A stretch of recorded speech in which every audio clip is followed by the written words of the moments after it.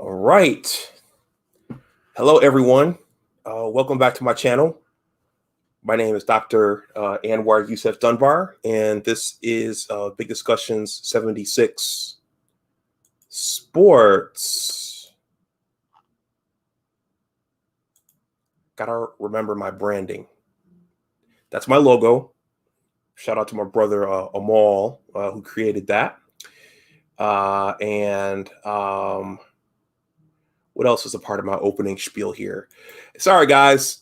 Started a little late. Home ownership, things come up, and there was something I had to take care of, something that made me have to go over to Home Depot. And this just got pushed back a little bit, but here we are.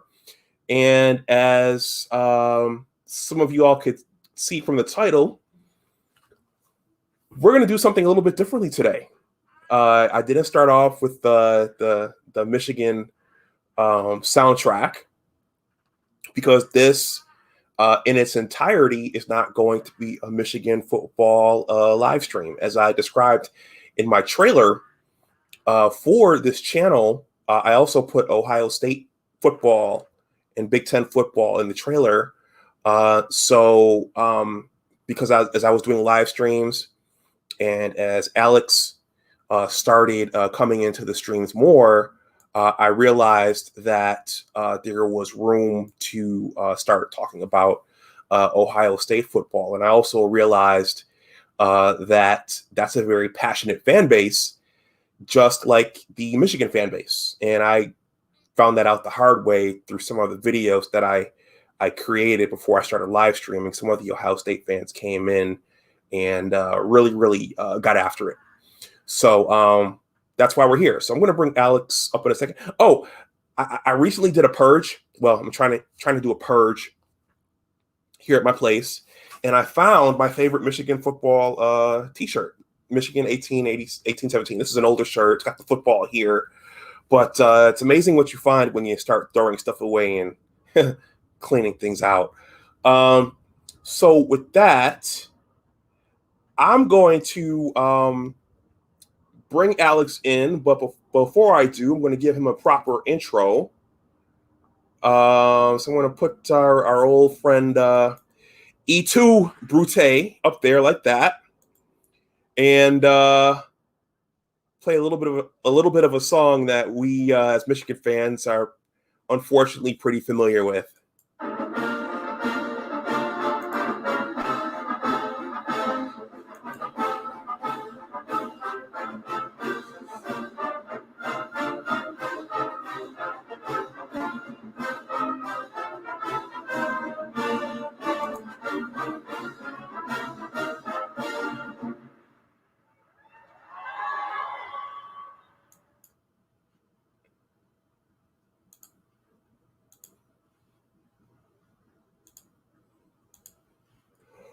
What's going on, Alex?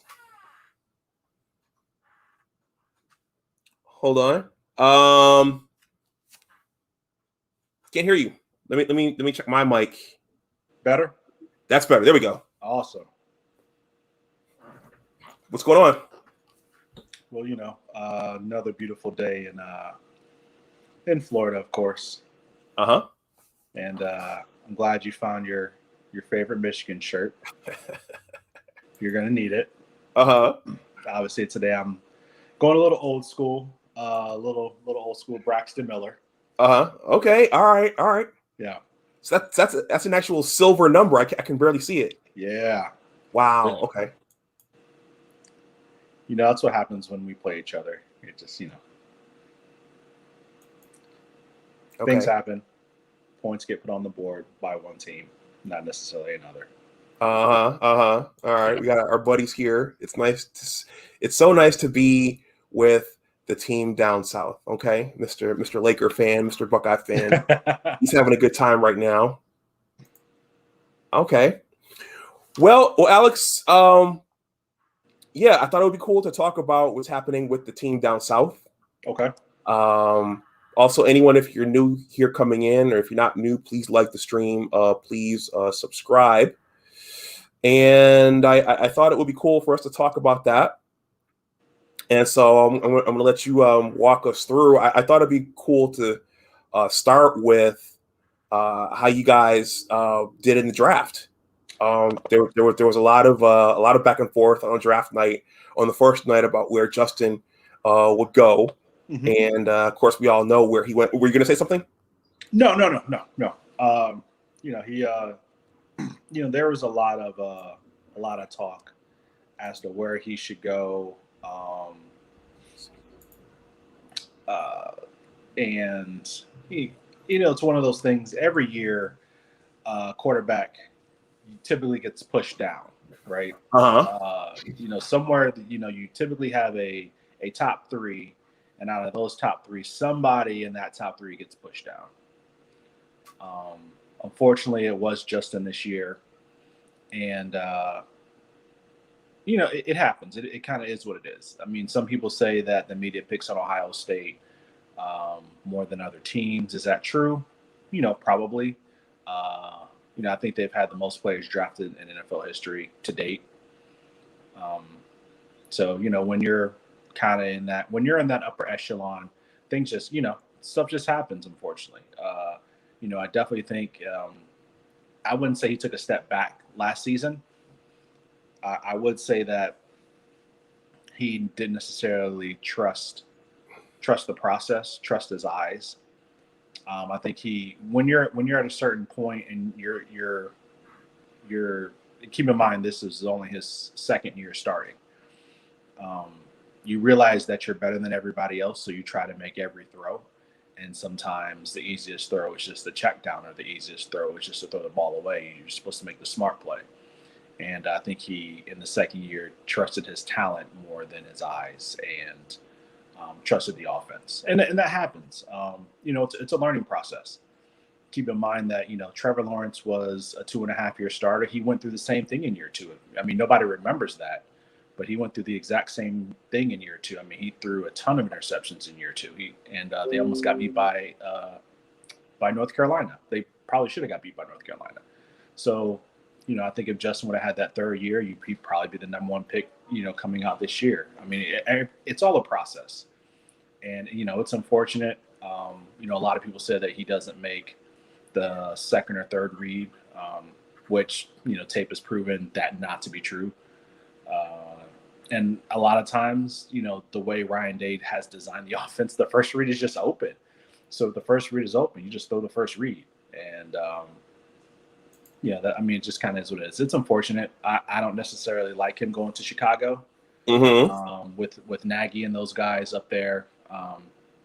I definitely think they learned their lesson by not drafting the ultra talented quarterback and trying to overthink themselves. Prior to, they drafted Mitchell Trubisky and they took him over Deshaun Watson, which, I mean, Mr. Watson has, some problems off the field, but on the field, he's clearly an upgrade. So I think that, they just made the smart pick in this. They looked at the value was there. To me, clearly, I think Trevor Lawrence has the higher floor. I think Justin Fields has by far the higher ceiling, and it's all about fit. So Matt Nagy has done some good things with he did some good things while he was in Philadelphia with Nick Foles.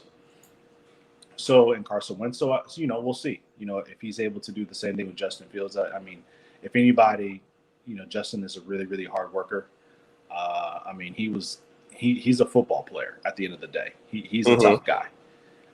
He's probably the toughest QB I've ever seen come through the Big Ten, in my opinion. I mean, I've never seen a quarterback as talented as him, as big as he is, as fast as he is, take the hits that he's taken, go out, come right back in, and he's right back. He's trying to kill you the moment he steps back on the field. He does have a very quiet demeanor, and I think that throws a lot of people off. He's a nice kid from Georgia, has a nice smile, but he's a killer on the field. He's just a killer on the field. I mean, you've seen that yourself. So, he took a hit to the knee in the Michigan game 2 years ago, came back, rolled to the right on one leg, threw a strike in the back of the end zone, I think, to Garrett Wilson. So, he's a killer. He just kills you with, he smiles, but he's a killer. So, hopefully, it's a good situation for him. I don't necessarily like the fit, but I hope it works out well for him. He's a good kid. He's a good football player. I think he's the best quarterback that's ever come through Ohio State. Okay. And as we know, because of this season, major controversy at the end. We were what's the word I'm looking for?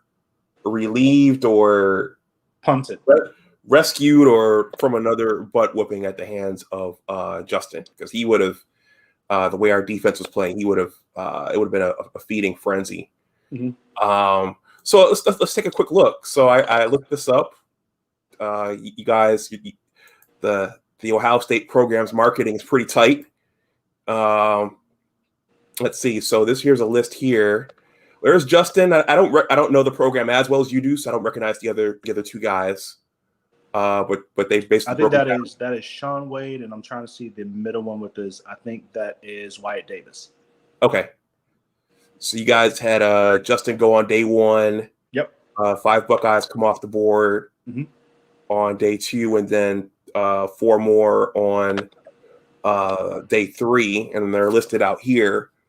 So the one I'm not shocked about, obviously, is Pete Warner, because Pete Warner is that guy, man. He's incredible. He's just an incredible football player. He's a guy that you can move around. He can play outside, Sam, middle. He can do it all. He can do it all. He can darn near play safety. He's that athletic. So, and he's just a straight tackle machine, relentless. Josh Myers, not really surprised going that high either. The offensive line was a huge staple for Ohio State last season. I know they had a lot of players in and out just due to COVID and things like that. But this is probably one of the best offensive lines that Ohio State's had in a long time. Okay. So Tough Borland, Barron Browning, Drew Chrisman, Jonathan Cooper, Wyatt Davis, Luke Farrell, Justin Fields.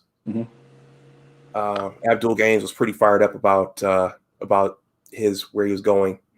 Let's see. Blake Heibel, Jake Hausman, Justin Hillier, Josh Myers. Looks like CJ Saunders went undrafted. Yeah. Trace Sermon, Tommy Togiai. Yeah, Tommy Togiai to my Cleveland Browns, yes. Okay. Sean Wade and Pete Werner. Yep. Okay.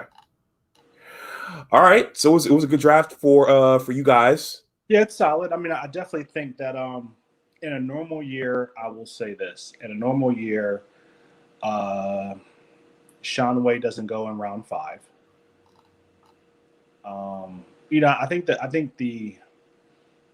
a lot of people forget the fact that the Big Ten in general, right? We didn't have football until what was it, August? End of when they decided.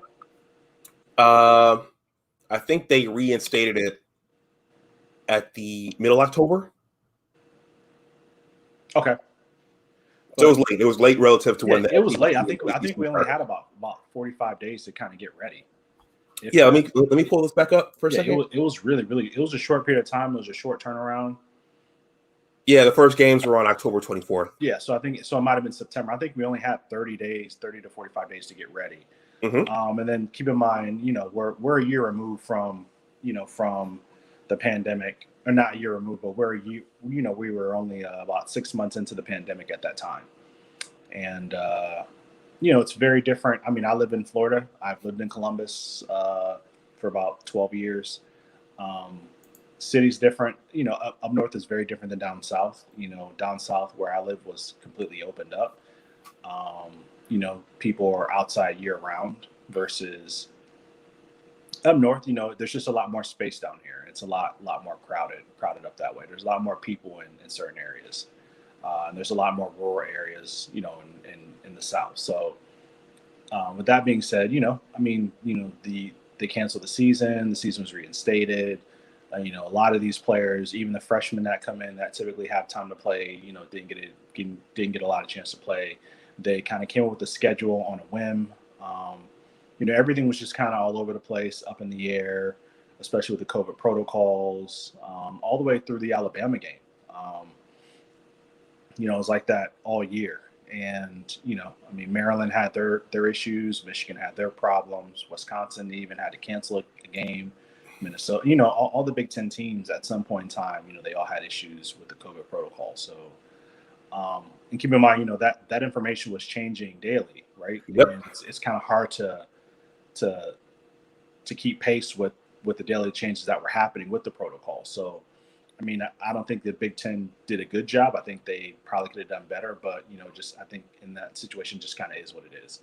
You just kind of have to figure your way through it. So, and I think that's, I think every team did that. So, I think that if we would have had a full season, the season probably would have gone very differently. Mm-hmm. Like Alabama was at full strength. They played a full schedule. They had full off season, all those things. And, really, we didn't have that, but that's football. It happens. It's football. Yeah. We don't make any excuses. It is what it is.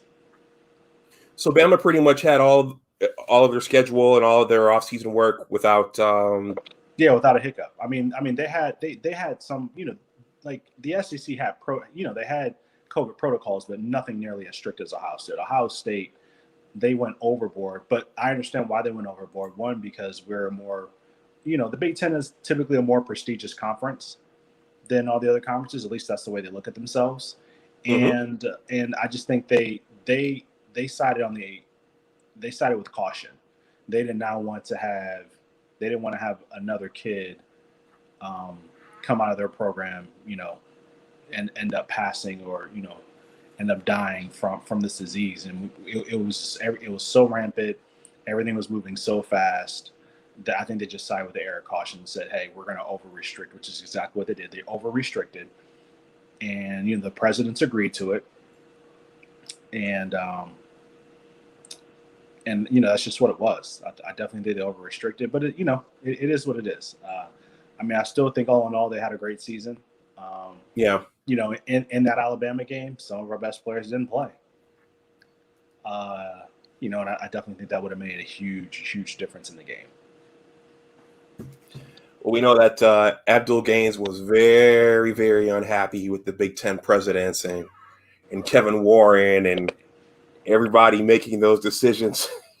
Yeah, keep in mind, Kevin Warren works for the presidents. So the presidents, although, Kevin Warren is the face of the Big Ten because he's the commissioner, he works for the presidents. So the only thing he's doing is relaying the message of whatever they come up with. That's all he's doing. He's just a spokesman, so to speak. Yeah. So, Alex, I'm going to read through some of these comments, and then I'll ask you about probably the biggest question, and that's who's going to replace Justin Fields, who's going to take over for him. So let's see. Abdul says, it's so nice to be with the team down south. He didn't start the season that way, everybody. Wolf says, Pete Werner was the biggest surprise in the draft for me. I didn't think any OSU linebackers would go that high. Second round, 60th overall. Mm-hmm. Yakov says, I often listen to Danny Cannell on Saturday radio. He said that the game has changed even in the last 5 years, that unless you have a future first-round quarterback, you're not a true contender. In parentheses, need more than just a quarterback. Correct. Abdul says, the state-run college football media did everything in their power to protect Trevor and besmirch Justin.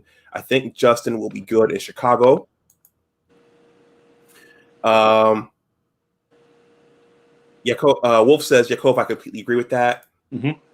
Wolf says, Abdul Gaines, they trashed Justin leading up to the draft. Abdul says, the Wolverines quit on Ohio State. Unforgivable. Wolf 58 says, I love Pete Werner. Just didn't see him going that high. If you're new coming in, please like the stream.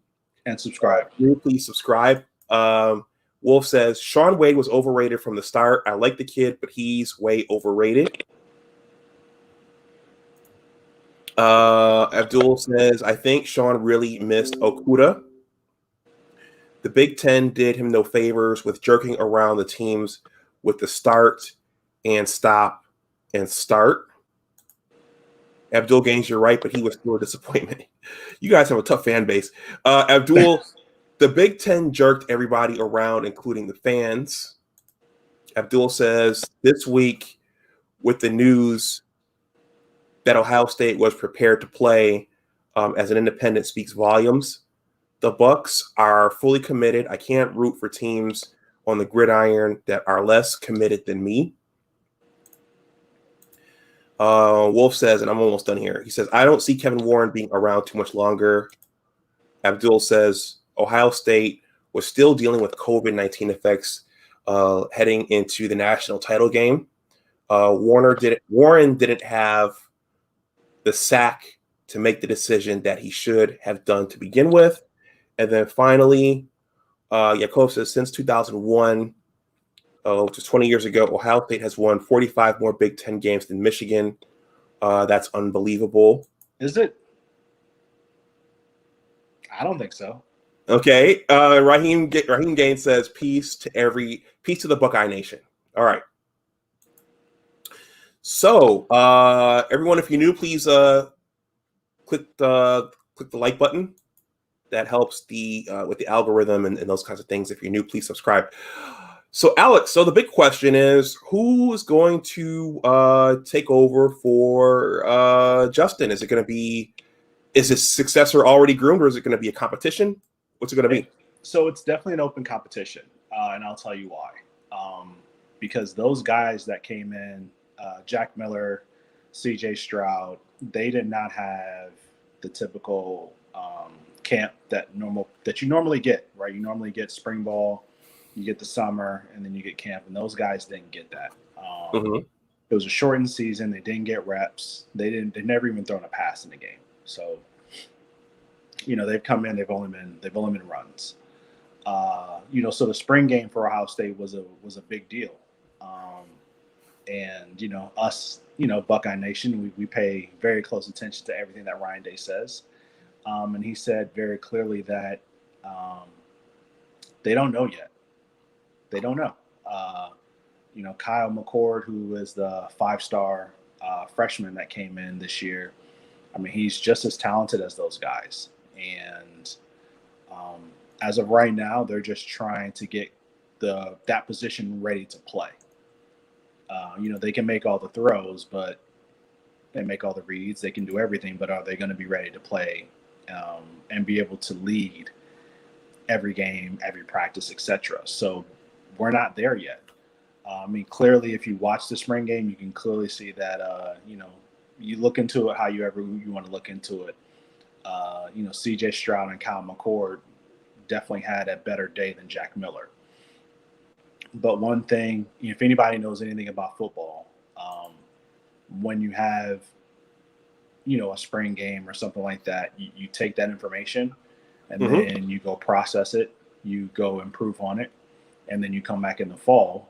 And if you've improved on everything, you come back in, and if you have the opportunity to improve on the things that you needed to, then it might be a tight race than what we think. As of right now, they're not going to name a starter. Personally, I think I have a strong feeling it's going to be CJ Stroud. Only because it's just a gut feeling. But to me, if CJ does not win it, I don't know if he's necessarily going to end up being the starter for the year, but I think he will start the season as QB1. But I don't know if he'll finish the season as QB1. I will say that. The problem is that these guys are so good. I've never seen the last time I saw a quarterback room this good was probably in Florida, where you had Tim Tebow and Cam Newton. That's probably the last time I've seen a quarterback room this good. Mm-hmm. And we really have to get this right from so many different angles, because we clearly know one of these guys is going to be gone, right? Out of Kyle, Jack Miller, and CJ Stroud, one of these guys are going to leave.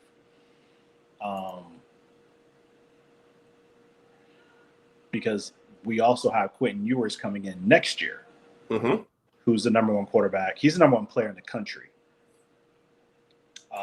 And if anybody has ever watched any of this guy's tape, I think I cut it off probably 3 minutes in, because to me, in my opinion, if these guys don't get it together, he's going to take their job. He is something special. Like, so you think he'll be able to walk right in and just take the job?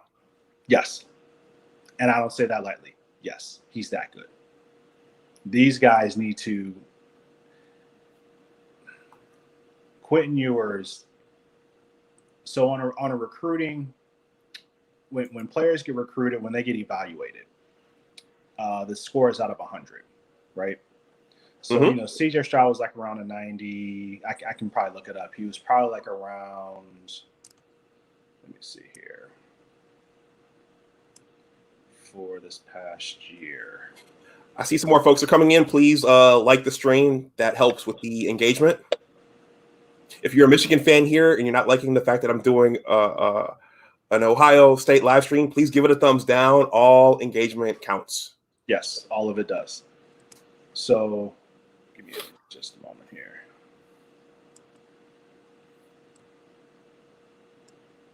And plus, this is cool because as a Michigan fan, obviously you should always know what the other team is doing at all times. And so by nature, I always. For instance, we all know that you guys just had a co-defensive coach leave to go to coach Buffalo. Yep. And we are banking that Will Johnson's going to end up at Ohio State, because that's where he was going to go if it wasn't for his dad, who, he's a legacy player. Okay. So we were hoping on that. So what I was saying is that, recruiting sites, they rank players out of 100. CJ Stroud was a 97.8. Let's see here. Jack Miller was an 89.5. Okay. Okay. Quentin Ewers is 100.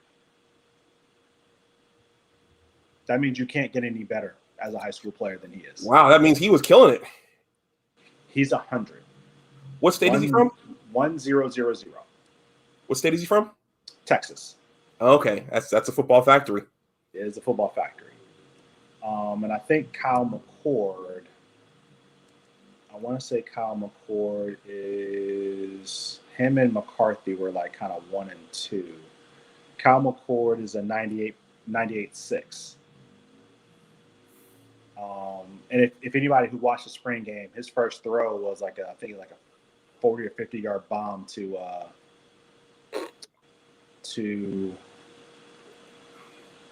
oh my gosh, why am I drawing the guys? He's from Texas too. And he's going to be a first round pick next year's draft. I'm drawing a blank. The guy from Texas, I don't know why I can't think of his name right now, but Garrett Wilson. He had like a 50-yard bomb to Garrett Wilson first play of the spring game. So Kyle McCord, he has all the arm talent in the world. They all do. They're all very, very good. They're all very good. But we have to get it right, because and those guys they really need to be on the ball. They have a full, it's almost a disadvantage for them, because they're coming in, they're going to have maybe a little bit more time than Kyle McCord, but not very much. But they have a lot of making up to do from last year, and Quinn Ewers is coming. So, it's a year away, but I probably say he's probably going to play sophomore, junior year, and then he's out of there. He's only going to be a 2-year player, I think. So okay. They really need to, like I said, I think it's going to be CJ Stroud. And the main question is if you're going to roll with CJ Stroud, Mm-hmm. then you better be 100% sure, because once you do that, that means Jack Miller's probably going to transfer. Kyle McCord is probably going to be number 2. And then going into next season, you have CJ Stroud as a 1-year starter. Will they open up the competition again? Depending on how he plays. I mean, it's football. Anything can happen, right? CJ can start. He can stink up the joint. Jack can come in, light it up. Or he could, CJ Stroud could start, stink up the joint. Kyle comes in, lights it up. Then that means either you're going to lose one or both of those guys.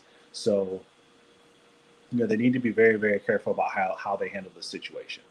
Like I said, I think CJ is going to start the season as a starter, but I don't know if he's necessarily going to end the season as a starter because he's a first-year player. And we've only seen so much of him. So I really don't know. I do know for a fact that Jack Miller didn't necessarily have a good day, but if you watched any of Jack Miller's tape, he can really sling it. Great touch on the football, great down the field accuracy, and the team that he played on in high school had a terrible offensive line. Mm-hmm. So he was basically making something out of nothing, the last 2 years of his career. So, and he's solid. And the only reason that his ranking was so low is because he was injured for a year. Okay. So Alex, I have a question. Yes. So anyway, I see more folks coming in. If anyone wants to leave a tip via the super chat is live. Alex, so are these basically all the same style of quarterback? Are they all mobile? Are they all in the Justin Fields mold? Can they all run and throw and do everything? Not necessarily.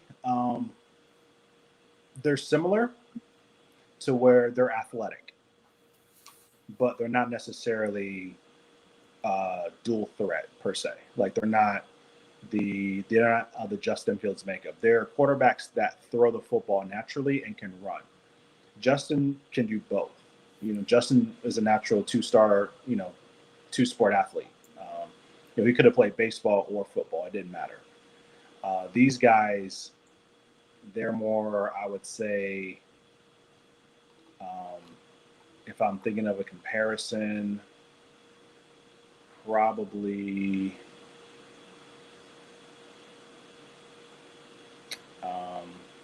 I could say they're like Trevor Lawrence, not as big, but Trevor Lawrence is not a running quarterback per se, but if he needs to run, he can get out and run if he needs to. And I've seen it from the 3 guys that we're discussing right now, and I've also seen it from Quentin Ewers. They played Duncanville last year, and he had just had a hernia surgery. He ran for like 100 yards on Duncanville. And, those Duncanville and South Lake Carroll, they're the 2 best teams in their division in the state. So those 2 schools produce a lot of college football players. And Duncanville is they're a really, really good school. Lot of D1 talent comes out of that school. So they both all the guys that we're discussing can run, but they are more the prototypical quarterback per se, pocket passer. Not necessarily where running is the first option for them. Passing is always going to be the first option for the guys we're discussing. Okay.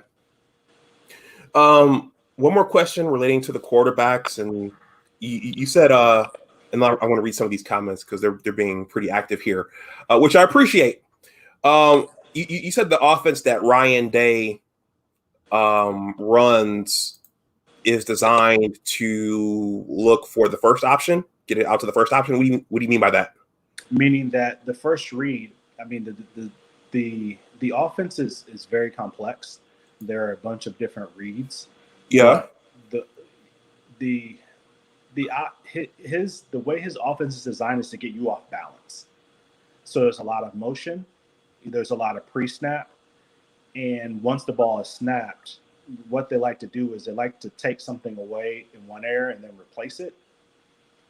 So say, for instance, if you noticed last year, they ran some jet sweeps.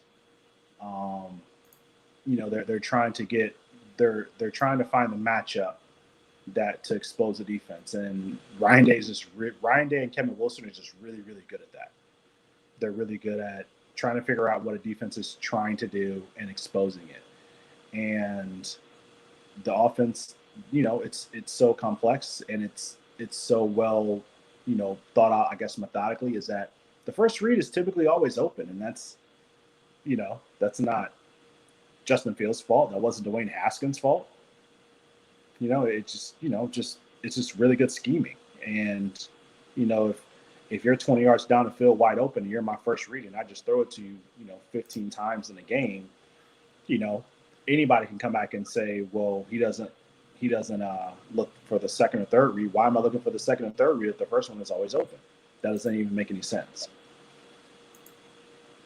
Okay. All right. Well, it sounds like the Ohio State quarterbacks, when they come out, they're NFL ready in terms of being able to, understand offenses and go through progressions. And mm-hmm. I mean, okay. Ryan Day, he's an NFL coach. He was an NFL coach. Oh, wow. So, he gets these guys NFL ready. Now, once they're drafted in whatever situation they go to, things happen. For instance, like Dwayne Haskins, who I think he gets a bad rap per se. I mean, he went to a team where the owner wanted him, and there's a lot of influx in the organization, coach on down. The coach didn't want him. The owner wanted him. He got drafted. So then you put him in a position where he's not ready to play. He doesn't play with any of the starters. He plays with the second team or scout team. And all of a sudden you throw him on the field and, you wonder why he's not prepared. Well, you didn't put him in the opportunity to succeed. You had him playing with the scout team all year, and all of a sudden you throw him with the first team a week before a game. He's not going to be ready. It's not that simple. So, and that happens, when guys get drafted high, they typically go to organizations that aren't very good. And, it's very tough to overcome. It's just very tough to overcome. I mean, you could look at a player like Matt Stafford, who, was probably a top 10 quarterback, has been a top 10 quarterback since he's come into the league, but he played for the Lions, and the Lions are not a very good organization. They've struggled. Prior to him even being there, they've struggled all the way back to, Herman Moore and Barry Sanders. So, it's unfortunate, but that's the reality of the situation. Okay. I'm going to read through these comments and then ask you about some of the other position groups. Let's see. So I think the last one was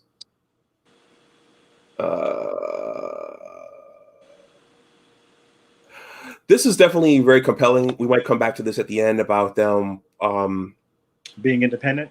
Pondering being independent. Yeah. I don't think they'll ever do it. Okay. Well, if they do, Abdul will be the first one to break the news. Let's see. Yakov 22 says, I believe it. 45 wins, just a figure of speech. I think that's might be a Trump thing. Yeah. I'm really excited about Kyle Mccord. If he were any other Big Ten school, if it were any other Big Ten school, he'd be a starter. He's that good. He is that good. Okay, question for you, Alex. Have you seen former Buckeye Anthony Schlegel around town? He is the Jaguars' safety and C coach. Really? Did not know that. I know that he was working with Letterman Rowe out in Columbus, but I did not know he took a job as a coach for the Jags. That's awesome. I mean, I'll probably see him around, but that's awesome. Good for him. Must be corners, safeties and corners. Yeah. CJ Stroud is going to be the starter. I think Kyle McCord has got to be number 2. Abdul says, I think the running back situation is another position to keep an eye on. Is it possible Teague can fall behind Williams and Henderson?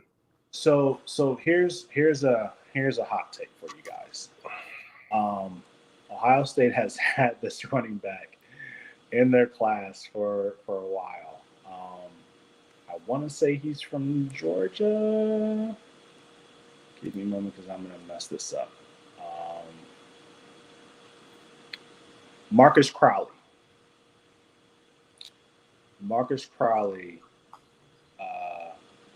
I think is going to end up being the starter.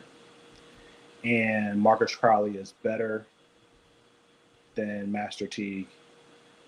The way I kind of see the running back room shaping up is I think that they're going to split between Marcus Crowley and Master Teague, and Maya Williams will probably be the third, and then they'll mix in a little Travion Henderson. I think Travion's going to play the 4 games required, that the freshmen are able to play, and then redshirt, and then he's going to come in next year, and Marcus Crowley will be gone. Master Teague will have had exhausted his eligibility, and I think he's going to be Travion Henderson. I think he's going to be the starter going in next year. Not this coming season, but the season after this one. Mm-hmm.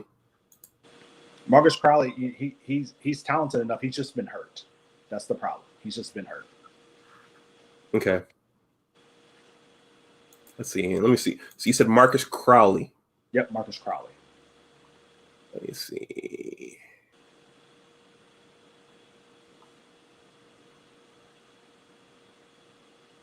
Well, I'll look for some of these guys when you start talking again. But let me go back to the comments. Just Olave's back, right?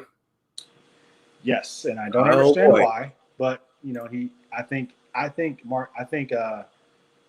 think the Terry McLaurin, that I think those guys, KJ Hill, I think they had a huge effect on Chris Olave. Mm-hmm. And if you remember, that receiver room was probably the best receiver room in the country at the time. I don't think anybody really knew it. With Benjamin Victor and Terry McLaurin and all those guys, they're lighting the league up right now. And they definitely took a mentorship with Chris Olave, and I think he's doing the exact same thing, especially when it comes to staying an extra year, being with Jackson Jigba, G. Scott, who I believe he's moving to tight end. All those other guys that have come in, Jaden Ballard, I think he's definitely taken the mentorship role very seriously, which is, good for him. I mean, the NFL is not going anywhere, right? He's going to be a first-round pick whenever he decides to leave. He's probably the first or second best receiver in the country. Mm-hmm. Okay. Wolf 58 says Jack Miller is toast. I think next year he's hitting the bricks. Sheed is here. Thank you for being here, Sheed. Hey, Sheed. Hit the like. Yep, please hit the like, sub, and hit the notification. Yep, appreciate that. Wolf 58 says, at Yakov 22, yes, the Ohio State quarterbacks have been handed the keys to the Formula One racer. Yakov says, no, not a reference to Trump. Okay. It was a reference to the 45 more Big Ten wins that OSU has over U of M the past 20 years. Okay. It was the way it was written. I didn't know what we were saying. Yeah, that's remarkable. SNC strength and conditioning. Okay. So not safety. Okay. Yeah, I know. I think he was running a strength and conditioning company out of Columbus. So that makes sense. Okay. And Abdul says, McLaurin has had a nice start to his career in Washington with a less than stable quarterback position. Okay. So it sounds like if you guys have Olave back, your running backs, stable sounds deep, your offensive line, you guys are just reloaded. So you guys probably be clicking, right? Assuming you pick the right guy at quarterback. Yeah, I think that's the main thing. Like I said, it's very important that we get the quarterback position right, because I think if we do that, I mean, to me, there's not a team. The only team I'm really probably worried about playing next year might be Oklahoma, maybe, but I'm not I know the Alabama score was what it was. We all know if a couple things shake a different way, that game goes in the opposite direction. So if we don't have players hurt, if our top running back doesn't tear his arm on like the first play of the game or what have you, that game goes very, very differently. And it's funny because I was sitting earlier today and I was watching earlier this morning the 2015 national championship game, and it was kind of the same thing. Some of the players, especially Ragland ended up getting hurt in that game. A couple players got hurt in that Alabama game, and we pulled away and won it. And we played again, and we went without some of our top defensive linemen, an offensive lineman, and running back gets hurt at the beginning of the game. Game goes a different way, right? So that's just football. It just happens. I mean, the way I look at it, we're one apiece. So, I really hope that we have the opportunity to play those guys again, and I hope we're able to play at full strength both ways, because I'm curious. I mean, there've been breaks for both teams in both games, bad breaks. So, I would like to see both teams healthy, go through a full season, and then let's lace them up again and see who's better. I definitely take our roster over anybody else's, in my opinion. Mm-hmm. Okay. Abdul Gaines, don't get ahead of us. We're going to pull the schedule up in a little bit. So how about the Ohio State defense? Pretty much, you guys are pretty. The way you've talked, you guys are pretty deep. So you guys are probably just reloading at every position, right? To a point. We lost Baron Browning, we lost Tuff Borland, we lost Justin Hilliard and Pete Warner. All those guys are, they're awesome. They're great players. The main concern for me is not going to be the defensive line. I mean, we did lose Togiai, which I didn't necessarily anticipate happening. When it happened, I was like, that's really strange, but he's that good. Tommy Togiai is that good. Haskell Garrett's going to be back. That's an incredible story. If you haven't read it, look it up last year. Incredible gentleman, great story. He's back again. Tyler Friday. We also have Jack Sawyer, who's a freshman. Hopefully Sax Harrison steps up. We have some players, but the main thing that concerns me is that the actual linebacker core. Yeah. Although we lost 4 starters from last year, so we're replacing, our top 4 linebackers, and that's a little concerning. I do know that they are in talks with a kid named Otoo, I think his name is, out of USC, and he's in the transfer portal right now. He's looking at a couple different places. Ohio State is one of them, and we'll see what happens with that. And we have Taraja Mitchell, Corey Simon, Ronnie Hickman, that typically is a safety, but might be able to play some linebacker. So we're looking to replace those guys. I mean, they've been in the program for a couple of years, and they haven't played because the guys who have played ahead of them, you can clearly see, where they got drafted. So they weren't slouches by any stretch of the imagination. So it's time for those guys to step in and fill those roles and step up. I would say I'm really worried about the secondary. I'm not per se. Last year was what it was.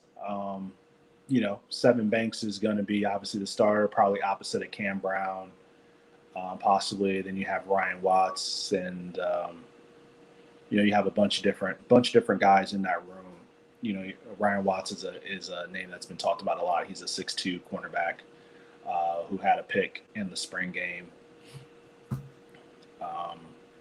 So Jordan Hancock, who came in last year. There's a lot of kids who were, we're just waiting to see how they develop.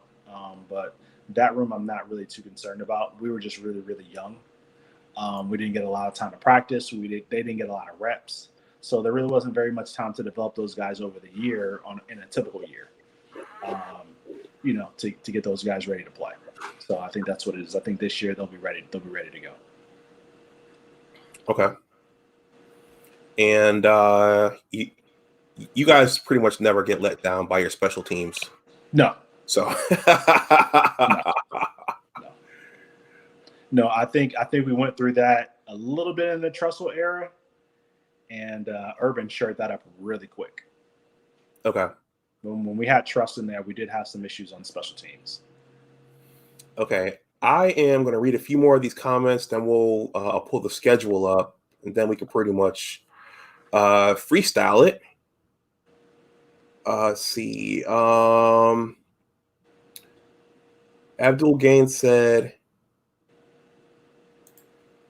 Ohio State faces off with Oregon on September 11th. Wolf says, Abdul, yeah, that's a week 1 primetime matchup on Fox. I'm actually interested. The interesting thing about that matchup is you have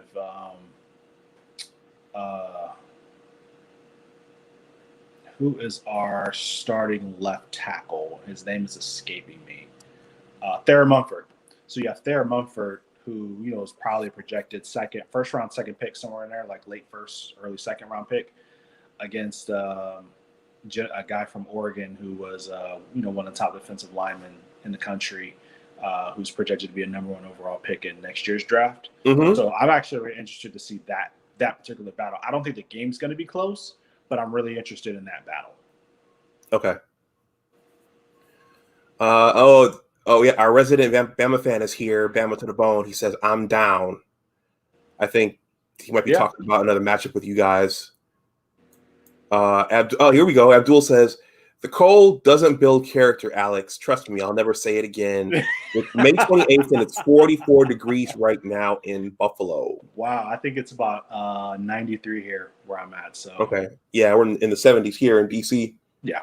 Everyone, that's a running joke between Abdul and Alex that the cold builds character. It looks like Abdul is does not changing direction on that one now. It does not. Abdul Gaines' correction, the game is at noon on Fox. Yeah. I think we have, before we get ahead of ourselves, I think we have the Minnesota game on. It's a Thursday night game, but sorry. All right. Since everybody's talking about the schedule, let's pull up the Buckeye schedule. And this is a good live stream for me because normally I kind of take a peek at what Ohio State's doing, and then I watch more as we get deeper into the Big Ten season. But so I literally only know what Ohio State's doing usually toward the middle of the season. Mm-hmm. No, I know exactly what's going on with Michigan right now. Schedule. I'm very invested. You guys have a pretty website. So this is interesting. Looks like your first game is actually Minnesota. Yep. Minnesota. It's on a Thursday night. It's on a Thursday night. And then Oregon on September 11th. Mm-hmm. And then we have Tulsa on the 18th. A couple tune-up games there. Yeah, and Tulsa. and then we have my Akron Zips, because I'm an Akron native. Oh, you are? Yes, I didn't know that. Akron native. Yep. West Side. Akron. We always play Ohio State always plays an in-state school every year. Try to keep that money. Okay. In-state. Okay, I'm sure that must be good for recruiting and the in-state kids seeing the team, because it's a national program now, as you've said. Sometimes it comes back and almost bites us in the rear end, because you imagine a lot of kids that want to go to Ohio State sometimes go to those MAC schools or stuff like that, and they want the opportunity to play against a school that they feel definitely passed on them. So yeah, I think it's good for the state in general. In Ohio we always try to get the best players first, and then we recruit out after that. So unfortunately some guys always get left out, but it's always good to have. It's the nature of the beast. Yep. Yes, it is. So after Akron, arguably another tune-up game, Rutgers. Yes. Maryland. That is the game I really want to see, because it's Tua's brother. Talua Tungavailoa. Tua's brother, yeah. Pronounce his name right. I told you last year, this kid, he's the real deal. He's a gamer. He's a gamer. So I'm really excited to lace it up and see what happens when we play Maryland. That was the other game that Michigan got out of playing. Yes, they did. Was the Maryland game. So, but you sung Tua's brother's praises. I remember that leading up to that. Yeah. So I was like, oh boy, this is not gonna be good. Yeah, he was coming. So after that, Indiana, you guys are going down to Bloomington. Yep. Play. Is Penix still there? Penix is still there. We get a rematch. Okay. Did they beat you guys? No, they did not. Okay. They were close. I will say this. That might have been the worst half of football I've seen Ohio State play in years. It was probably as bad as maybe Purdue in the early 2000s when Pryor was back there at QB. I mean, we lit them. It was like we lit them on fire, and we just took our foot off the gas. And it was just like we just forgot how to play football for a half, and it happens. Like I said, last year was a really wonky year. I think you can kind of throw the year out in general. I mean, even from you guys' perspective, you got to think like everything was weird. Like Penn State, I think they won like one game last year. Everything was just really weird. So now that everybody's had a full off season, I'm curious to lace. I really want to see what happens when we lace it up against those guys because I definitely think they think that they are better than what they are. Penix is good.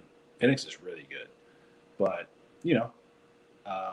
prize on the line, so we got to show up and kick his teeth in. Okay, you hear that, Abdul? Last year was weird. So after Indiana, you guys are hosting the Nittany Lions. Mm-hmm. Where our old offensive coordinator, Mike Yurcich, if I'm saying his name right, I always mess up his name. He went from Ohio State to Texas and now is at Penn State. So, we'll see what him and Sean Clifford have to say for us, but I think we're going to probably get that W as well. Mm-hmm. Let's see. Out in Lincoln, you guys are going out to Lincoln. Yep. No more Cameron Martinez, so they actually might have a chance to win the game because Cameron Martinez is a turnover machine. Oh, their quarterback, their former quarterback. Yep. Okay. You guys are hosting Purdue. Mm-hmm. That's a win. And then the two Michigan schools back to back. You guys host Sparty, and then you come to the big house. Oh boy. I have a question. Go for it. Why do they call Michigan Stadium the big house? It holds 100,000. So does the shoe. Okay. I just never knew why they called it the big house. I know there is a specific reason why. It's always even going back to my first year, that's what they were calling it. That was before they built the luxury boxes. Yeah, because I know they went from like 95 to like 110 or something like that. Some crazy. Yeah. Well, let me ask you this: how old is the shoe? Because I remember I was watching a documentary and they said that Notre Dame built their stadium just like ours. Mm-hmm. So ours must be older, or I don't know. I'm not sure of that. I think it's. Let me think here. I want to say it was. I saw something a while back. I think it's 95 or 96 years old, something like that. Okay.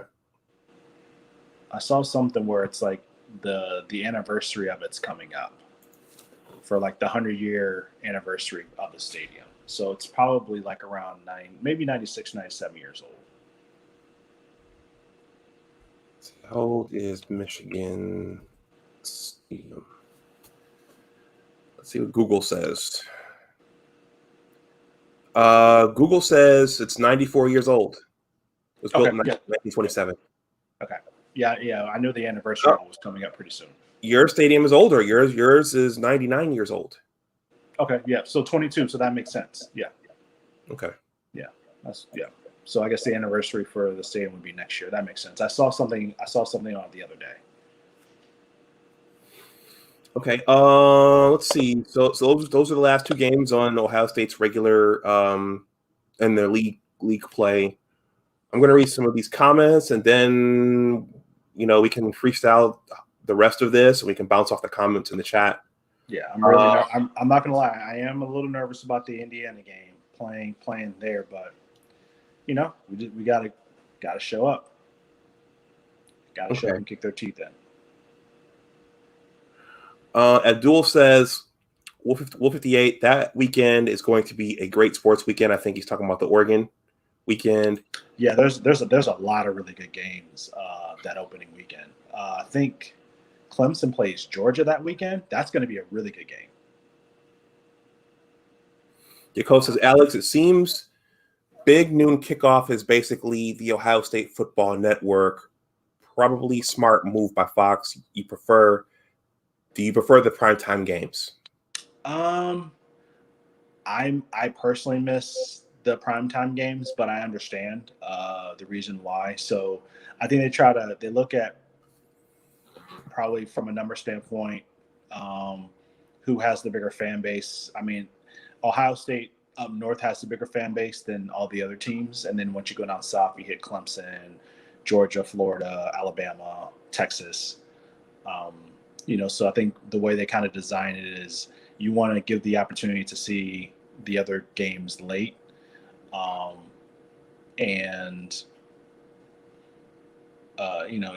It gives them an opportunity to showcase Ohio State and get the views, because it's at the end of the day it's all about viewership.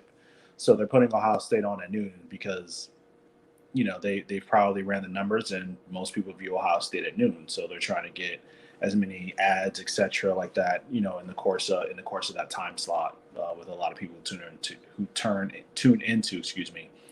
to watch the Buckeyes. Okay.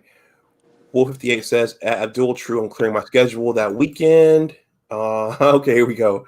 We got some smack talk. Michigan quit on Maryland as well.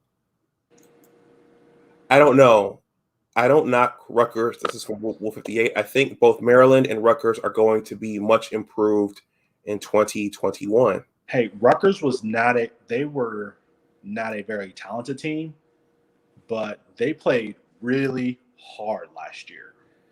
And a team that plays hard for their coach, can beat a talented team 9 out of 10 days of the week. Mm-hmm. So, it took you guys in overtime to beat Rutgers, and Rutgers was giving you guys everything that you could handle. I mean, I watched all the Rutgers. I think I watched all but one of Rutgers games last year. They played hard in every game. They were in every game just because they played hard. They don't have necessarily the talent, but they were in every game because they just played hard. That's all. Yeah, they did play hard. Yeah, they play hard. Wolf 58 says, I think most teams in the Big Ten are going to be improved in 2021. Michigan is the exception, of course. All right. We're not pulling any punches here. Abdul Gaines says, Penix, I know, injured his ACL. He looks to be recovering well. Yeah, that's right. He did. I think. Yeah. Could he be the best QB in the Big Ten East? Sure. Absolutely. Why couldn't he be? I mean, he'll be a 2-year starter. So, we have guys that haven't even started yet. So absolutely he could be. Absolutely. I don't think they necessarily have the better team, but he can absolutely be the best QB in the Big Ten. He could be the best QB in the Big Ten, period, next year. That doesn't necessarily mean they're going to win the Big Ten, though. Mm-hmm. Ohio Stadium was built in 1922. Okay, cool. Thanks, Wolf. Dre says 1890. I think it was when it was said Michigan had the bestest. Okay. Wolf says, whoops, 1927. Okay. Here you go. You might find this interesting. Dre says, the Oregon game will be who was the final QB starter for OSU. So I guess that's the way to look at it. I mean, but not that I ever want to put this out there, but it's a reality, right?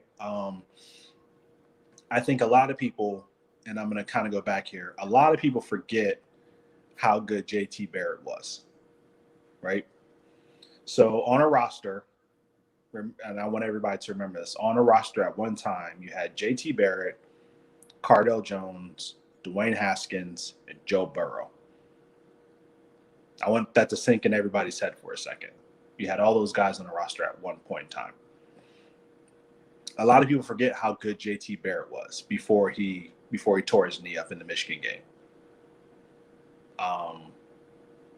He wasn't Braxton Miller, but the guy could throw it, he could run it, he could do everything. He could do everything on the football field. He tore his knee up and he was never the same after that. So, CJ Stroud could go out there, ball for 2 games, tear his knee up, and then what are we going to do? Right? If one of the guys doesn't transfer, does Jack Miller come in? Does Kyle Mccord come in? You know what I mean? Like you never know what can happen in the season. Similar to the situation where in Indiana last year, where I can't remember the quarterback's name, but he played really, really well. I think his last name is Ramsey. Played really, really well for Indiana for a couple of years. Lost his spot to Penix. Penix tears his ACL, right? You never know what can happen. Anything can happen in a football season. So I do agree with that. But, going down the line, one hit and your season's over. You can, break your ankle, tear your knee up, hurt your shoulder, break your wrist. Anything can happen on any play. Mm-hmm. So that's what I said. We definitely have to be. Although that does make a lot of sense what he said. I do actually agree with that.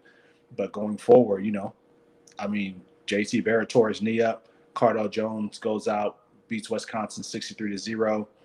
We go on to win a national championship, and now you have a quarterback controversy the following year, where I don't think there ever should have been one. I think JT should have been the starter going forward. I don't think they should have played around that. But those things happen, right?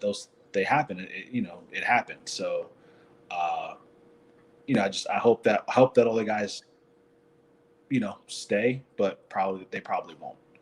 But I do think that's a very good analysis on his part. I do agree with that. Okay, Wolf 58 says OSU gets the biggest rating of any team in the Northeast or Midwest. That they have the best fans in the country. Yakov 22 says Rutgers with Michigan's talent would be a 10-win team. Okay, we got some Harbaugh smack coming. He earned it. He's earned it. Wolf 58 says Yakov 22 agreed.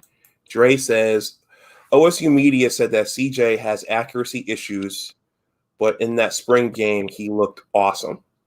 Agreed. Yep. They said that he has accurate issues, but he can throw the long ball really well. But he played really well in the spring game. So we don't know. We probably won't know until fall camp. And trust me, I think between myself, other outlets like Buckeye Scoop, Letterman Row, we are all paying very, very close attention to who's going to end up being the starter next year for Ohio State. We're all like kind of anticipating what's going to happen next. Mm-hmm. Mm-hmm. Yakov 22 says the more time a Michigan QB spends with Harbaugh, the worse he gets. Okay, so the Harbaugh train is barreling down the tracks here. All facts. Okay, so we have someone new, not new to the channel, but new to the stream today. All Hail Michigan says if JT, Jones, Haskins, and Burrow weren't all competing for that starting job and putting their best foot forward, do you think they would have been as successful? Competition brings out the best for real. Agreed. Haskins and Burrow were the young guys, but absolutely.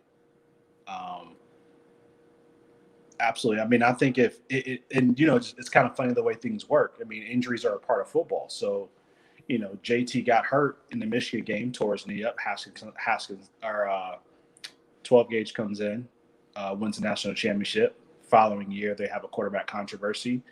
Joe Burrow was probably looking to be number 3. He gets injured. Haskins comes in, plays decent. He wins the job next year. Joe Burrow goes to LSU.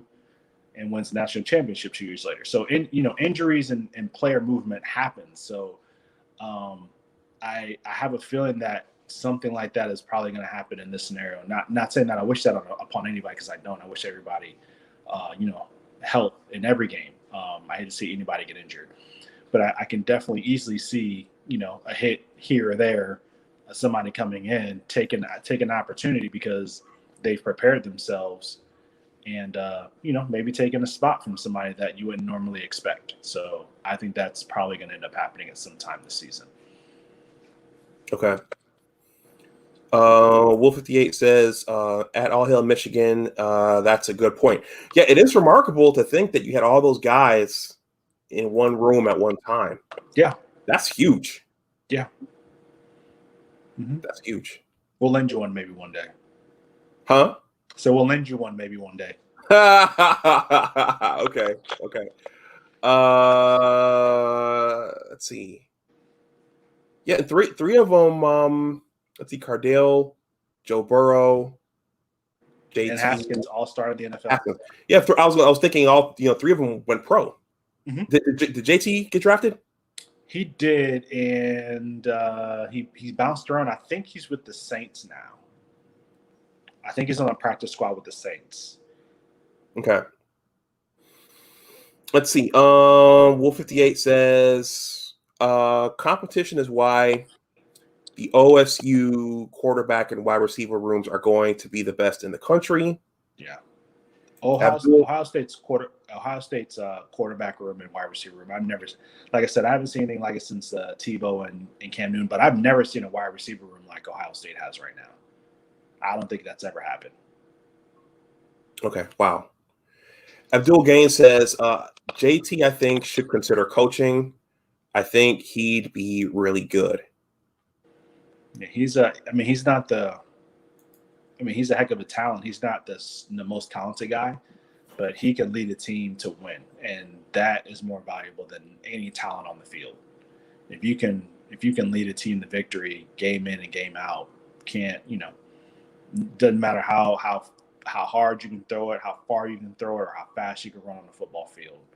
You can't measure that, and that's what he brought to the table every game. He just won games. I mean, he could throw the football, but he just won games. Okay. Yeah. Yakov 22 says, off topic, how did you two meet each other? Okay, that's a good question. Well, actually, me and Buckeye Alex never met face to face, but when I started live streaming, I started learning how to use StreamYard. Probably right around toward the late summer, and then once the Big Ten announced it would do the season again, I decided to use StreamYard instead of doing all the pre-records. And during these live streams, I dropped the link in the chat. Alex was the one person who wanted to come up. Yeah. And some of the other YouTube circles I run in, once the content creator drops the link in the chat, 10 different people come up, and you have a panel full of 10 people. I realized this crowd in this space is unique in itself. But Alex was the one guy who came up, so he just kept coming up. Yeah, and here we are. We just kind of developed a relationship from there. Yeah. I think we had one other guy come up a couple times, but that was it. I found it really. I'm a person that, as a Buckeye fan, I think that Ohio State is at its best when. I think college football in general is at its best when Ohio State and Michigan are very competitive. Yeah. And, people can say what they want about Alabama, Auburn. Listen, that's an in-state thing. Nobody really cares about that. Like south of, I don't know, like Tennessee, like nobody really cares about that. Ohio State, Michigan is everywhere, and it goes around year-round, nonstop. From basketball to football to lacrosse, baseball, football, doesn't matter. We just want to beat them, and they just want to beat us, and that's just what it is. But from a football perspective, I just think that college football in general is much better when the two are competitive. And the reason why I even started to come on the show to begin with was because you know, Dr. Dunbar, he you know, he I feel like he wanted some engagement, with people and different opinions, obviously respectfully, right? Because, we're all adults. We all respect each other here in the space. And nobody wanted to talk. And, I wanted to give him my perspective of how I view Michigan and what I see. And I can compartmentalize my hate for Michigan in a pure football perspective and analysis. And I mean, I think that's what, in my opinion, probably makes both of us work, is that I don't, as much as I hate them, I can compartmentalize it and just break down football for what I see. I mean, I played football in high school. I've coached football. I just look at the game maybe a little differently than most people. And I'm not going to say, oh, this guy just sucks because he goes to Michigan. No, like, actually, probably one of my favorite quarterbacks that I've ever seen play in college is Chad Henne. I know it's weird, but he's one of my favorites. Wow. And just like I'm really interested to see what happens with Cade McNamara and JJ McCarthy. I'm really interested to see what happens in that QB battle, because I think that's either going to set Michigan up for the next 4 or 5 years to possibly make a run, or it's going to set them back. So, and I think it's really interesting that nobody's able to see anything on Michigan's side in regards to any practices or any spring games. That's really, really weird to me. But I mean, we want to beat Michigan at Ohio. From Ohio State perspective, we want to beat Michigan in everything. We want to beat Michigan, like going 65 down the highway, or beat them in horseshoe, or beat them in, we call it beanbag toss or cornhole. Like, we want to be Michigan in everything that we do. So I'm always dialed into what they're doing on their end, and compared to see what we're doing on our end, and then I know what to expect. Okay. Yeah, and I think I was looking for engagement, and this has all been a bit of trial and error. I had to realize that the crowds are different over in the quote unquote the Black Manosphere. Right. Like I said, once you drop the link in, 10 people come up and are, but here people, want to hang out in the chat and comment from the chat. And that's perfectly okay. I appreciate absolutely. you guys hanging out in the chat. But Alex was the one guy who came up. And I think this works really well, but also because I'm objective and I don't take Michigan's struggles personally. So, and I've been critical about some of the decision making and some of the in-game play calling, and so I think that's another reason why this works pretty well. Yeah, so, I think we've been more than fair. Even with my level of vitriol for Ann Arbor, I think we've been more than fair in our analysis of the state of Michigan football and basketball for that matter. So, we've had the conversations about, should Jim Harbaugh keep his job? Should he not keep his job? Why is he starting Why is he not starting Cade McNamara when he comes in and lights it up, versus trying to start Joe Milton, who can't throw a slant, or he can't throw a 10-yard slant, or throw any receiver open at all ever. He can't throw air out a window. So I think we've been more than fair in that regard. There hasn't been very much bashing. It's been very respectful. It's just pure football analysis from what two guys are seeing with their own eyes. Yeah, and while we're on the quarterbacks, as a Michigan fan, based upon what we've seen, I'm not sure what we're going to see this year, because to date, Jim hasn't groomed one up to be a top NFL draft pick or a Heisman Trophy candidate. So I don't know what we're going to see. Yeah.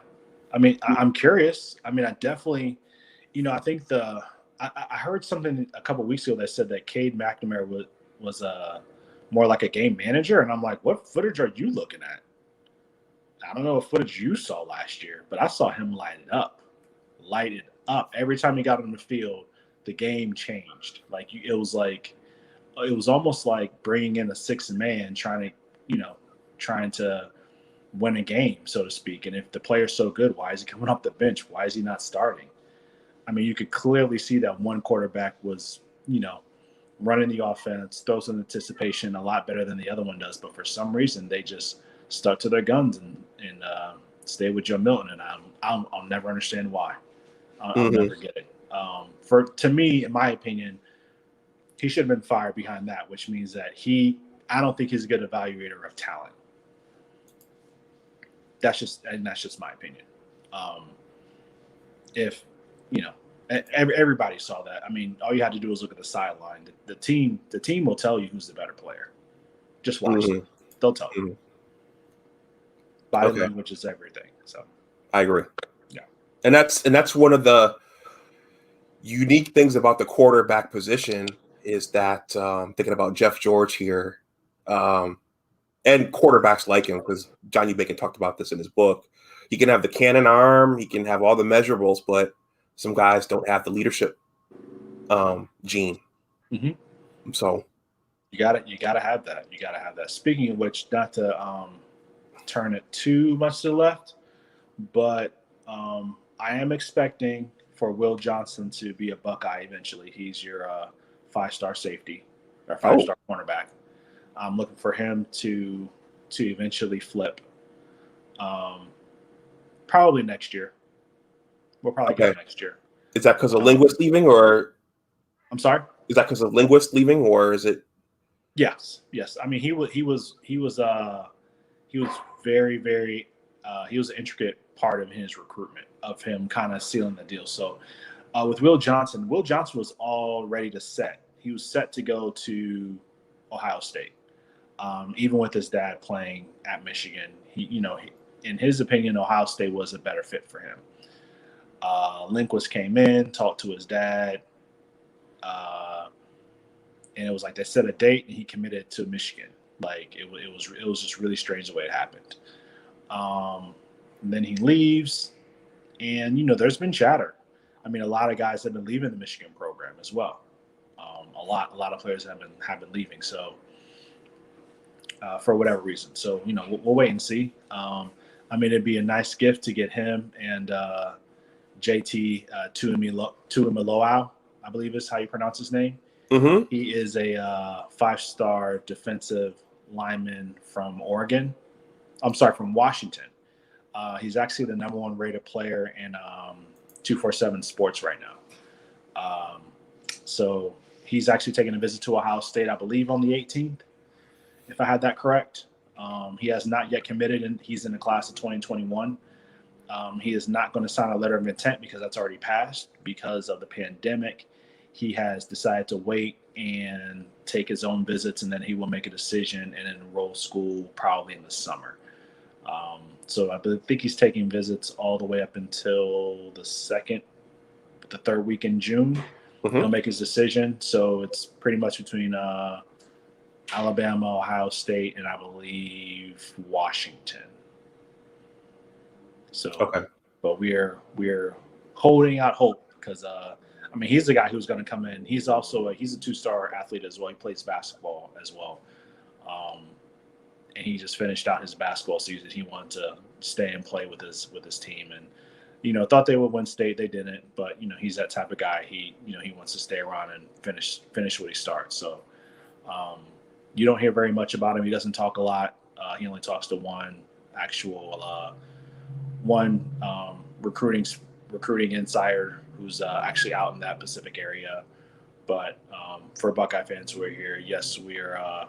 He did set up a visit. It's the 18th of June, I believe, that weekend. It's a Friday, and hopefully we get a commitment from him. I mean, having Jack Sawyer, him, and Sax Harrison. I mean, that's a heck of a defensive line to kind of build your program around. So, see what happens with that. Okay, I'm going to read through a few more comments, then we'll go for another 5 to 10 minutes, and then we'll close it out. All right.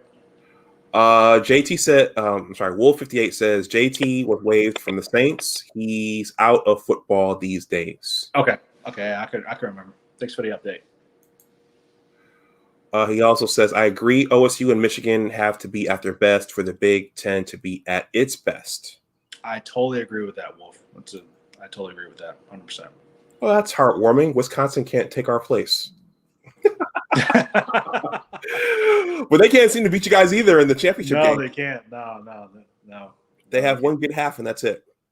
Y'all seem to mesh well. I got one friend that's an OSU fan, and honestly, I can't stand the prick. And I think I paid his mortgage off with all the bets I've lost to him. Just despite like most of the stories that you hear, or some of the stories you hear, I think the fans in both bases, most of them are nice. There are some that get out of line. Say what? There are some that get out of line. There are some that get out of line. I'm not good with that. Okay, and it's in my Facebook photos, I think, but I'll share with you guys. One time I took this picture. It was the 2016 year, the JT Barrett first down year, but it was early, and some Ohio State fans, they were in town because the Browns were playing the Redskins. Okay. And I took a couple pictures with like this whole group of Buckeye fans. I'm standing right in the middle with my Michigan shirt. It was the coolest thing, and we're all smiling like this. Yeah. So, I mean, to me, I mean, I know that's not off topic, but that's been a topic lately of how serious fans take sports and how they talk to athletes, et cetera, et cetera. But listen, it's a game. Fan is short for fanatic. But I think we can all, have fun and enjoy one another. And, when the games do happen, I'm not a fan of taking anything too far. I mean, I've seen, at one point in time when, I think this was in 2006 when we were 1-2, playing in the shoe. I mean, I saw some very obscene things that, and I pointed it out in the stands, like, hey, these guys are doing X, Y, Z to, these people. I don't care if they're wearing, I don't know, the Dallas Cowboys or the San Francisco 49ers, or if they're wearing the, Argonauts. I don't care.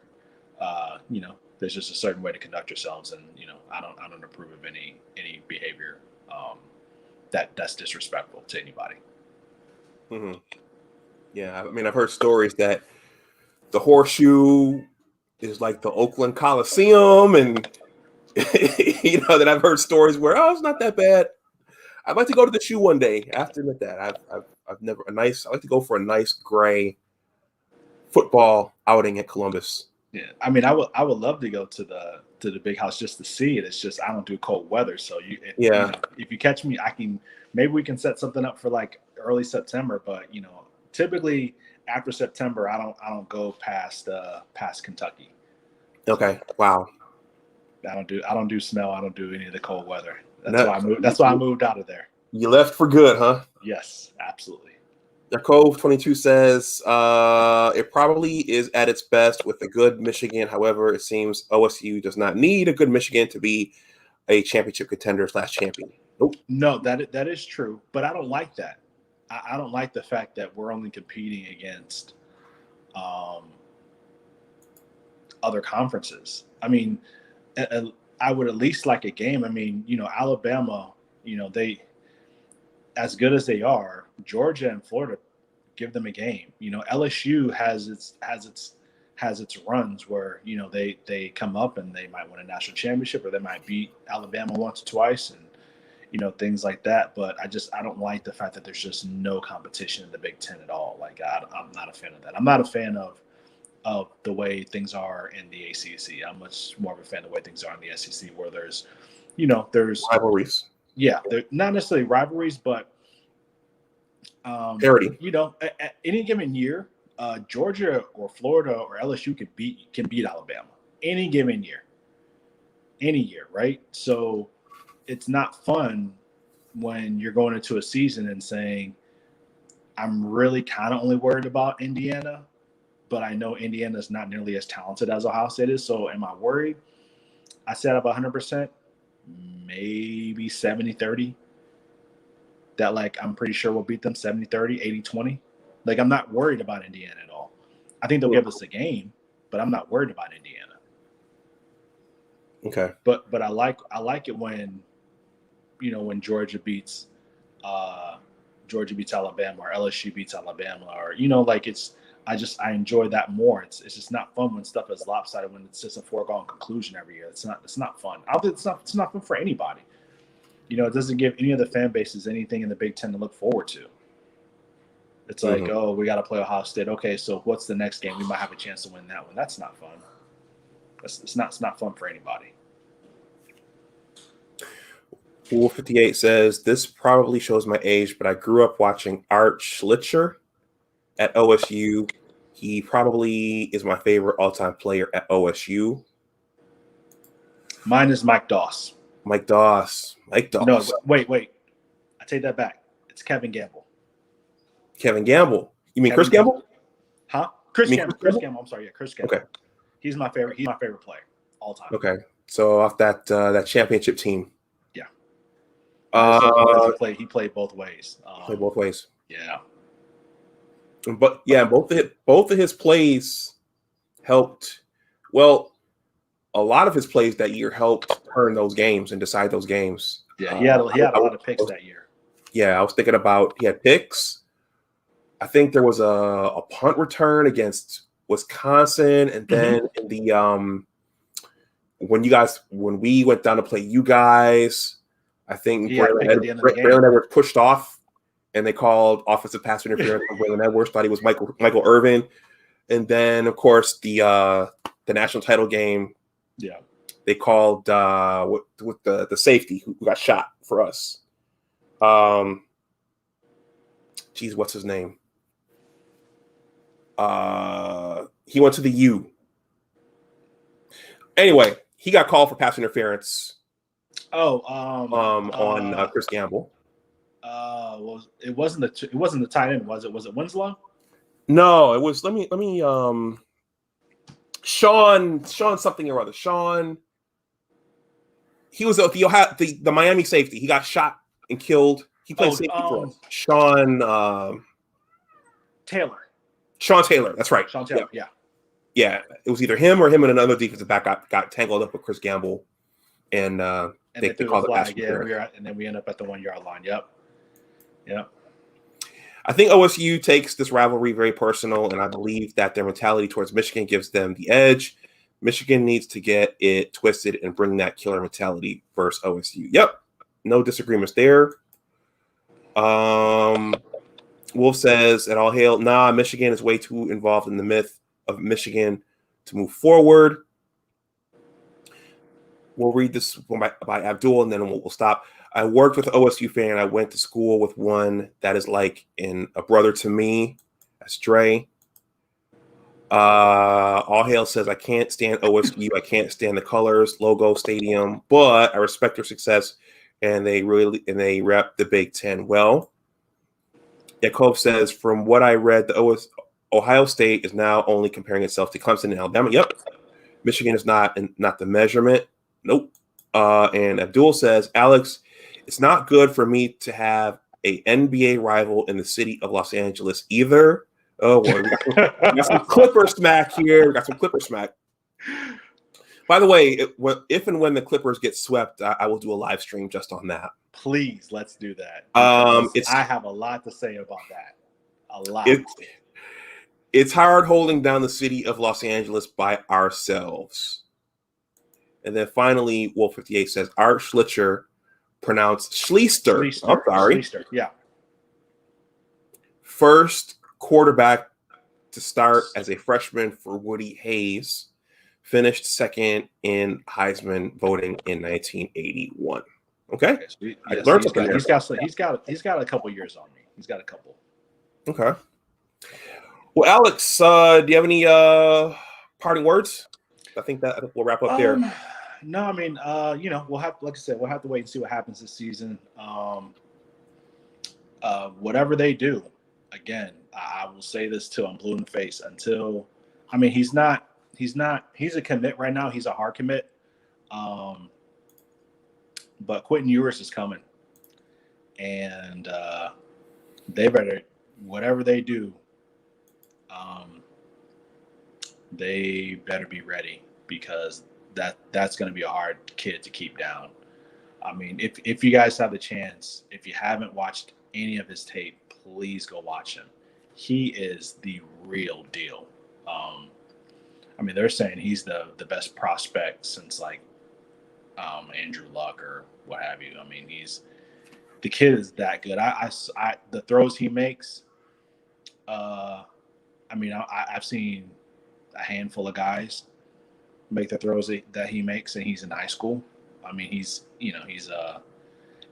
not one of those things where, he doesn't have a rocket arm. Mm-hmm. He doesn't run a million miles an hour. He can just sit there and pick you apart all day long. He throws with anticipation. He throws guys open. He's impressive for a high school kid. He's impressive. Like, I'm impressed. I mean, he's not your typical, he's a really quiet kind of guy. He just goes about his business. He just curves you up, doesn't smile, just has a very even keel type of mentality. So if you have a chance to watch, please go watch, some tape on Quentin Ewers. Just as a football fan, just watch it. He's impressive. He's very impressive. Okay.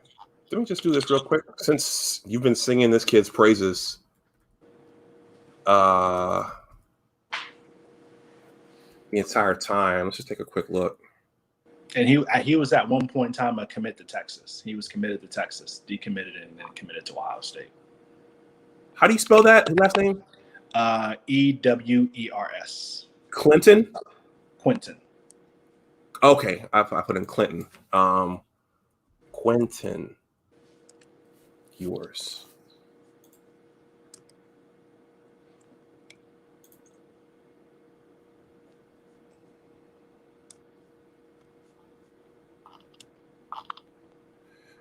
Okay. Let me do the screen share.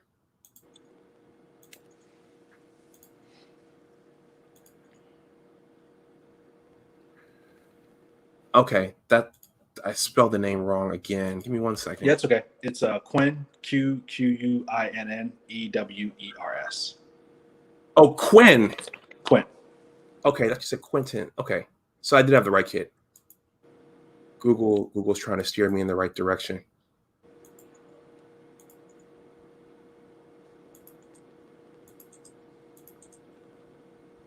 So that's the kid.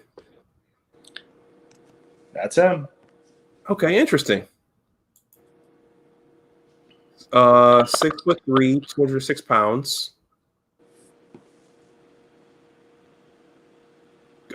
Crystal ball predictions. There you go. 5 stars. He committed November of last year. Okay, everyone. Well, Michigan fans, Ohio State fans, that's Quinn Ewers. Let's see. All hail Michigan. Says Michigan will be back on top, and it's only a matter of time. Love my amazing blue.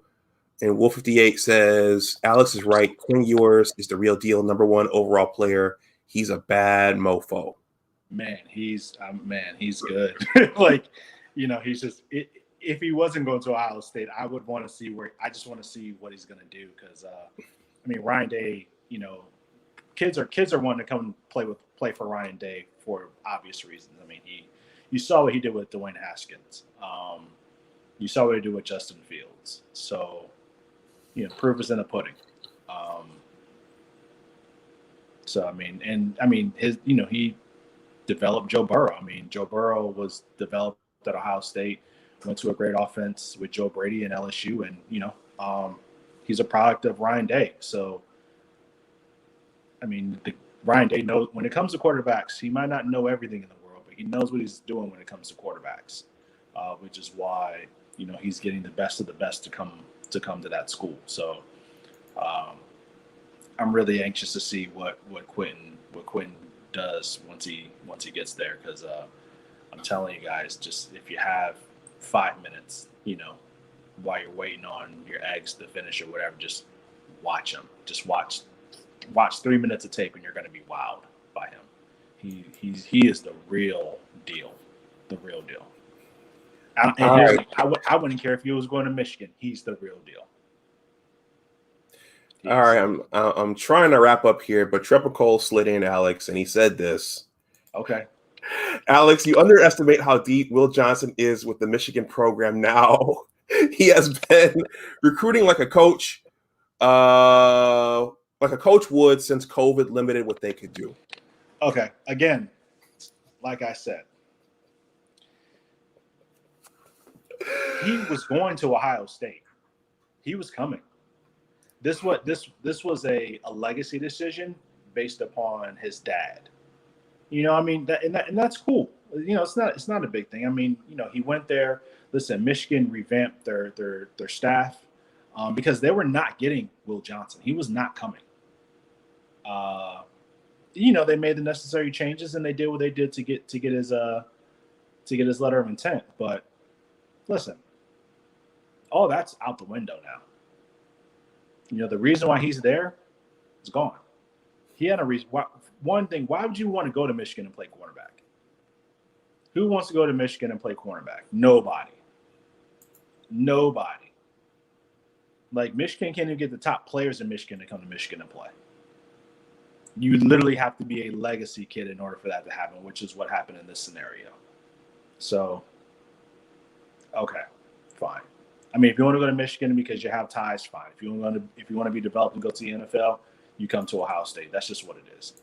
Until any of those things change, that's the reality of the situation. I like to get on Trappa because Trappa always gets on me sometimes. Yeah, he came in right at the end. He snuck in. All right.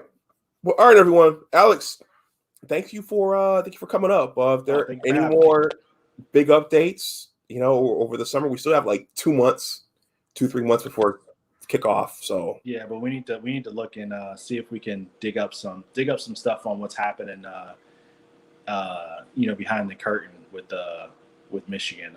I mean, it's all very hush hush right now. You know, I mean, I got a question. Did they ever take the commercial down from the site?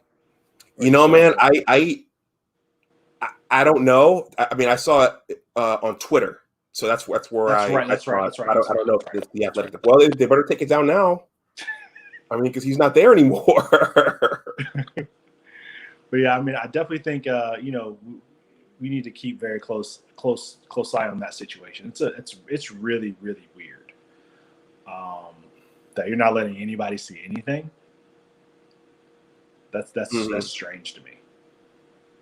Well, the other explanation is when you've been underperforming, maybe you want to just keep things hush, and just keep things hush for a little while. So. I mean, and you know, that might be good. That might be a good thing for him. You know, just for him to be able to or for the team itself, just to be able to focus on football and not have to get hounded by, you know, 1,000,001 questions. Maybe that's a good thing. Okay. I don't think so, but maybe it's a good thing. So we'll see. But I'm curious, you know, if we ever have an update as to what goes on, you know, with that program, recruit wise too. So I know they have some. There's a couple of guys that we're actually both recruiting right now, and maybe we can maybe talk about that in a couple of weeks and kind of see what happens after. Because you know, since the dead period's over now, well, I think it's over this weekend or next weekend.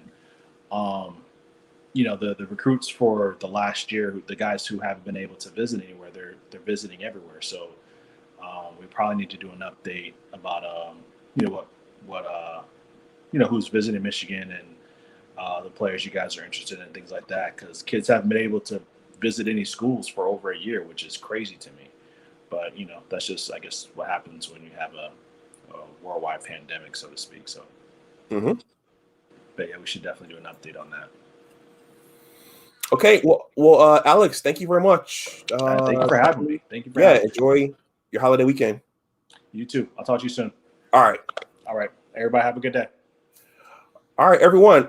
Thank you for watching this live stream. Please, this is the first time I did a live stream on another football program, but it is our rival, and I did put them in my trailer. So with all the Michigan football talk here, it's going to draw in Ohio State fans, and Ohio State is going to be a part of the conversation. I think it's a win-win.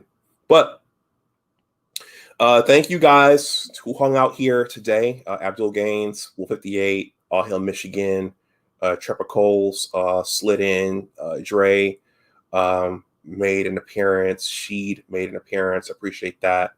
Appreciate everyone who liked the stream. There'll be more Michigan football content as we get closer. I think we have like 2 or 3 more months left. It'll be here before you know it. And also, with the NBA playoffs going on, there'll be some more NBA playoff content here on my channel, in addition to some other things. If you're watching on the playback, please like this video, please share it, and please subscribe. Everyone, enjoy your holiday weekend. Stay safe out there. And as always, remember, well, let me say it, since this was a Buckeye stream on the Michigan channel. Go Bucks, go Blue.